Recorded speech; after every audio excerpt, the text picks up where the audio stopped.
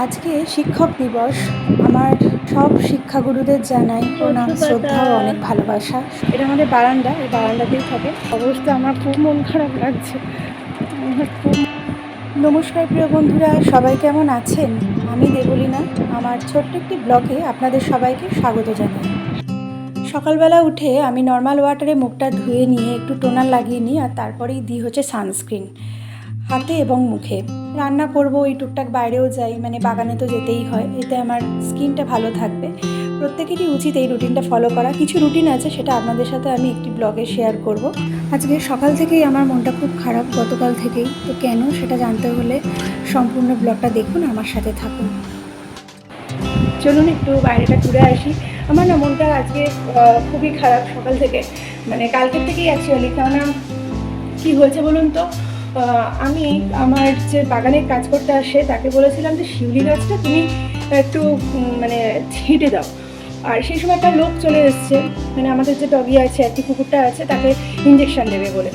তা ও সেই মুহূর্তে কথা বলতে বলতে কি জানি না কীভাবে পুরো মানে গাছটাকে একদম ছেঁটে দিয়েছে, পুরো সাফ করে দিয়েছে। আমার ভীষণ মনটা খারাপ যে শিউলি ফুলটা ফুটবে কিনা, পাতা বেরোবে কিনা, আমি কিছুই বুঝতে পারছি না। আমার মেজাজ পুরো খিটখিটে হয়ে আছে, মানে একদম ভালো লাগছে না কিছু। মানে দেখে আমার খুব মনটা খারাপ হয়ে আছে, জানেন তো। সকালবেলা উঠে দেখি যে এখানটা পুরো সবুজ হয়ে আছে।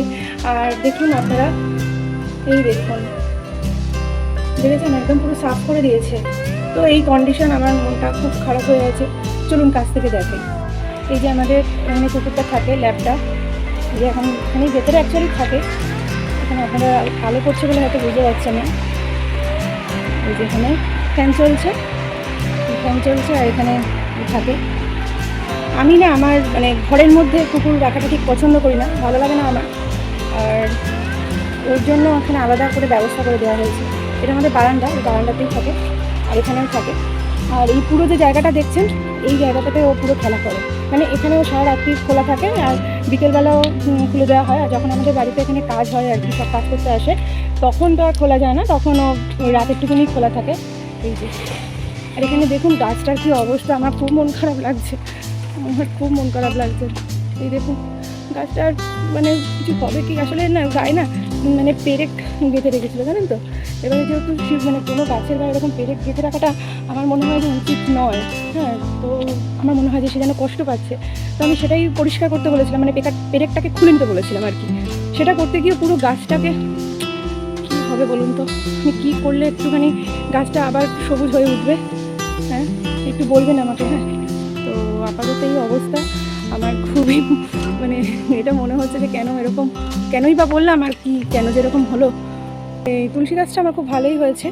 এই মঞ্জুরিগুলো না আপনারা কেটে কেটে দেবেন, দিলে গাছ খুব সুন্দর মানে ভাবে বেড়ে ওঠে, আর খুব মানে সুন্দর দেখায় গাছটাকে, একদম ভর্তি হয়ে যায়। তো এই এখন অবস্থা। এর সামনেটাও আমি কিছু ওই পরিষ্কার করে ইট পেতে একটু ওই স্ল্যাব করে দেবো, এই আর কি। কিন্তু এখনও করে ওঠাও হচ্ছে না, অ্যাকচুয়ালি একটু অসুবিধার মধ্যে আছি আর কি। কী সুন্দর আবার সেই হলুদ ফুলটা ফুটেছে দেখুন, মানে আমাকে শুধু ভরিয়ে দিচ্ছে, জানেন কি বলবো। আর এত ভালো লাগে, মানে আমার ভীষণ প্রিয় এটা, এই গাছটা। তো এই গাছটা আবার নিয়ে এসছে, এটা অলকানন্দা। আর একটা মানে কী যেন কাঠ চাপা নিয়ে এসছে, আমার খুব পছন্দের। এগুলো না আমার মানে হাজব্যান্ডকে বলতেই হয় না, ও জানে আমি হলুদ ফুল পছন্দ করি। তো এটা আমাদের আগে ছিল, মানে সামনে নষ্ট হয়ে গেছে বলে আবার নিয়ে এসছে। আর এই কাঠ চাপা গাছ আমি খুব ভালোবাসি, সেইটাও নিয়ে এসছে। কালারের জবা হয়েছে, ওদিকে সাদা জবাও হয়েছে, ওদিকে লাল জবা আজকে একদমই হয়নি সেরকম বলতে গেলে। দোপাটি ফুলও কিছু হয়েছে, চলুন দেখাই। এই যে টগর গাছে এই 3টে ফুল হয়েছে। আর এই যে আজকে তো সাদা ফুল একটু লাগবে, দেখুন মায়ের কৃপায় আজকে সাদা ফুল কিন্তু ফুটে গেছে। এই সব যে গাছ দেখছেন, এই সব গাছগুলো রথের মেলা থেকে কেনা, জানেন, আমার হাজব্যান্ড নিয়ে এসেছিলো।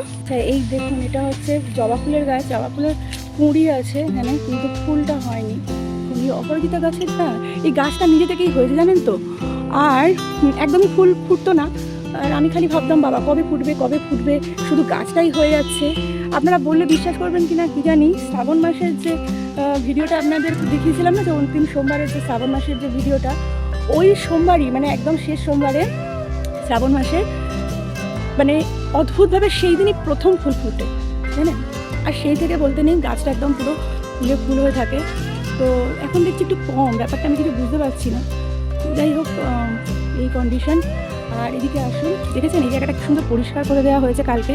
এমনি লোকটা ভালোই কাজ করে, পরিষ্কার করে দিয়েছে, কিন্তু এইরকমভাবে যে মানে শিউলি গাছটা যে এরকম হবে না আমি কল্পনা করতে পারি না। আমার সত্যি মানে দেখলেই কান্না পাচ্ছে আর মনটা এত খারাপ হয়ে আছে। আপনাদেরকে আমি বারবার হয়তো রিপিট করছি, কিন্তু কি করব বলুন।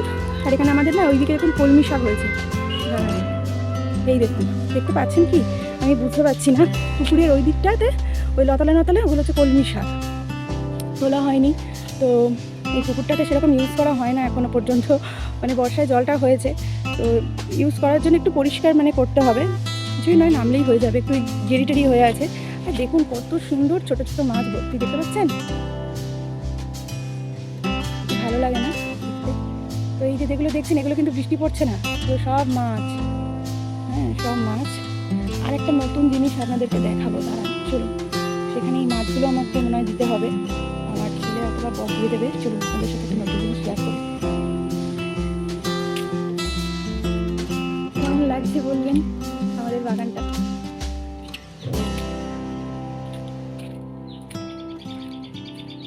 চলুন একটা নতুন জিনিস আপনাদের সাথে দেখাবো আপনাদেরকে। ওদিকে আমার চাটা ঠান্ডাই হয়ে গেছে প্রায়, আবার একটু গরম করে নিতে হবে। এই দেখুন পদ্ম পাতা, দেখেছেন?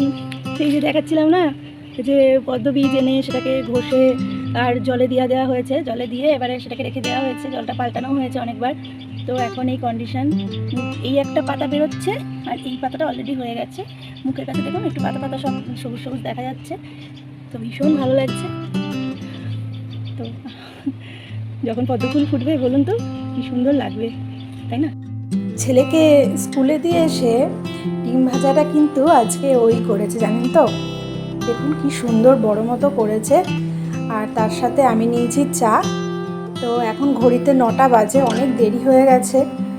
তো এরপরে রান্নাবান্না বাগদা চিংড়ি নিয়ে এসেছিলো, তো কিছুটা আমি মালাইকারি করেছিলাম, মানে নারকেল ছাড়াই মালাইকারি আর কি। কীভাবে করেছি দেখুন, আমি এখানে চিংড়িটাকে জাস্ট হালকা করে দেখতেই পাচ্ছেন যে ভেজে নিয়েছি, পেঁয়াজটা কুষে নিয়েছিলাম, এদিকে একটু ভালো করে কাজু বেটে নিয়েছিলাম বেশ অনেকটাই।